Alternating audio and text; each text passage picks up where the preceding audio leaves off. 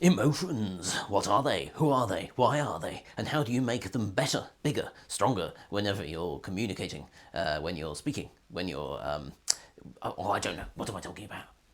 Well, I'm going to talk about emotions. I'm writing an essay today, and it's specifically about coaching emotional. What am I doing with my hands?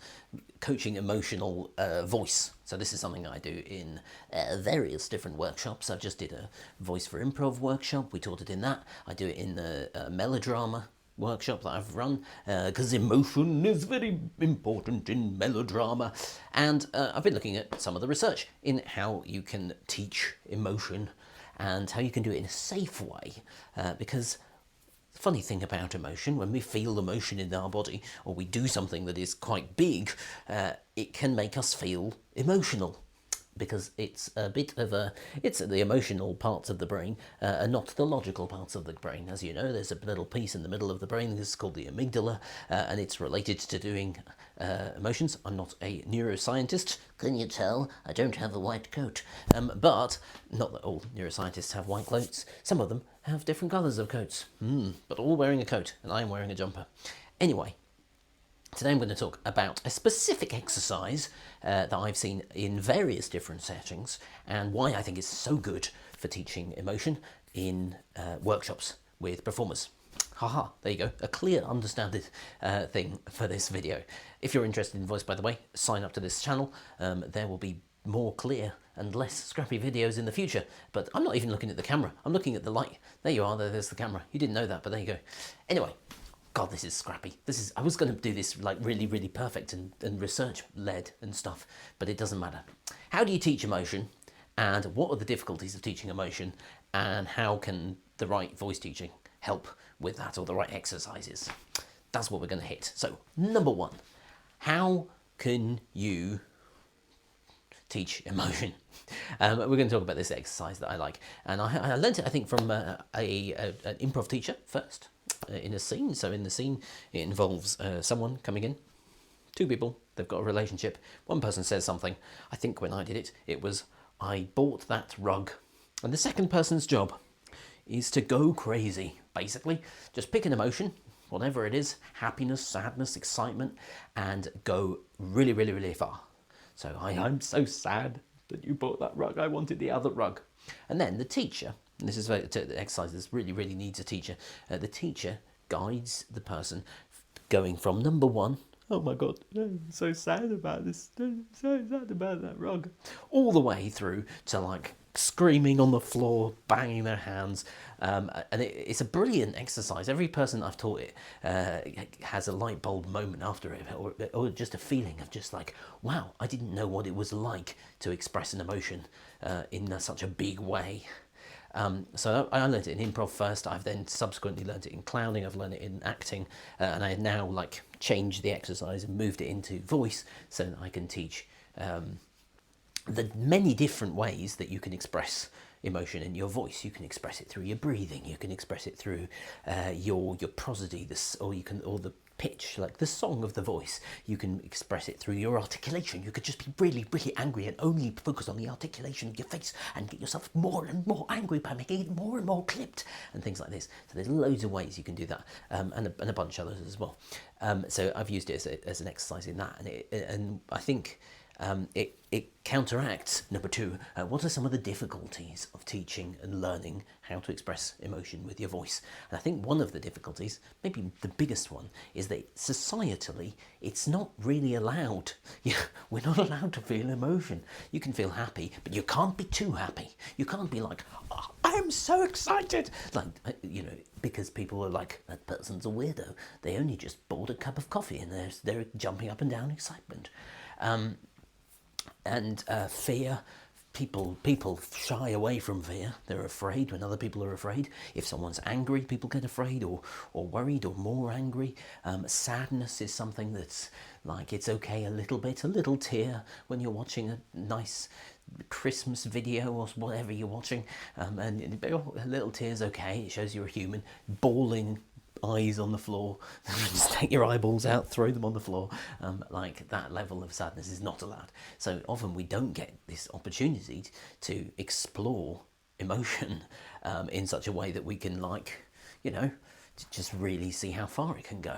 And when we do, we're doing it from a very dysregulated place, which means that we don't have control, but we also don't really pay attention to what we're doing, which means that we also don't really get to fully experience it. So experiencing it in a workshop or a voice workshop, or sort of a controlled environment where the teacher is kind of helping you through it, is actually really novel. We don't get that in life, and that's why it's so helpful to do it in those situations. I think another reason why it's hard is because vocally it's kind of dangerous, and so there are many ways that you can express emotion in a big way and safe, but you're kind of trying to do multiple things at the same time.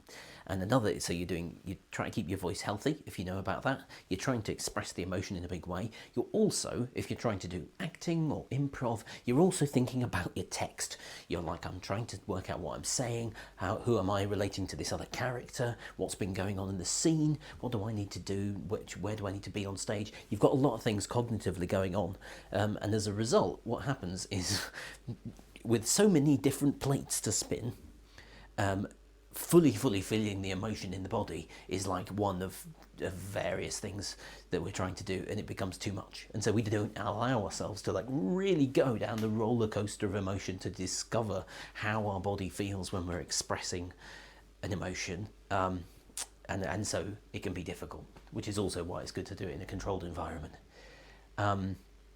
And then of course the third reason it's difficult to deal with emotion is because there's this strange paradox in acting. It's called Diderot, I think he was a philosopher, called it the actor's paradox. So as an actor, you're not required actually to feel the emotion. This is sort of moving away from Stanislavski, for example, I think. And you know, these sort of people where you sort of have to feel psychologically what's going on. Diderot was like, for an actor, you don't have to feel the emotion actually. What you need to do is render, like show the emotion, or show the signs of the emotion, so that the audience feels that emotion, or audience feels that you have that emotion. But you don't necessarily need to feel it, which is also why I think this is a brilliant exercise. So there you go. There was 3 reasons why it was difficult to express emotion. Society says it's not okay. We're trying to do multiple things at the same time, so we can't fully feel it. And also, do we even need to feel it, or do we just need to show or express in a way that's emotional? So we've got multiple lists going on here. So that's why it's difficult to express emotion. And here's why doing it in a controlled coaching, like teaching environment is so helpful. I'm going to give you sort of one thing, and it's basically that the teacher is holding you. So anytime I've done that exercise as a student, anytime I've taught that exercise, there's a huge lot going on between the performer and the teacher, because the teacher is not just telling the performer, get more and more, which is the nature of the exercise, you know, go to number 1 exit of the emotion, number 2 of the emotion, number 3 of the emotion, whatever. As a voice coach, for example, I'm looking at that person and I'm making sure, like through the instructions I'm sending to this person, making sure that they're not having doing things to their voice that are going to hurt the voice, making sure that they're not that they're still playing around with the sounds of the emotion and the physicality of the emotion, but they're not going into the emotion and such, and then emotional hijacking will happen, is what happens, where people can get actually caught up. They're expressing something that sounds or feels like sadness, and then they feel very sad. So I'm going to have to taking care of that and noticing that if that's happening, and helping them to come back and go up and down to suit. And also we're taking care of the audience and everyone else in the environment, because if someone is showing anger, for example, even if they're not feeling anger because they're just playing with the sounds of their voice, someone else in the audience or in the class could be triggered by that, you know, by having someone else's anger projected at them or whatever. So there are sort of ways that you set up the different exercises and ways that you set up the whole kind of training experience to mean that people know that they're safe in that environment when someone is giving that amount of emotion. But when you've got all those things in place, it can be a really, really strong and like amazing approach to really feel what it's like to express an emotion that society says you're not allowed to feel. There you go. It started off very scrappy, and I think we got somewhere. But that's the video for the day. If you are interested in voice, if you're interested in performance, improv, authenticity, neurodivergence. Did I talk about neurodivergence today? I don't think so. But yeah, those sort of things. Then subscribe, hit the like button, hit the bell icon, follow me on one of the social places. And sign up for the waitlist to Voice Lab, which is in the description for when that launches next. Yep, that's all.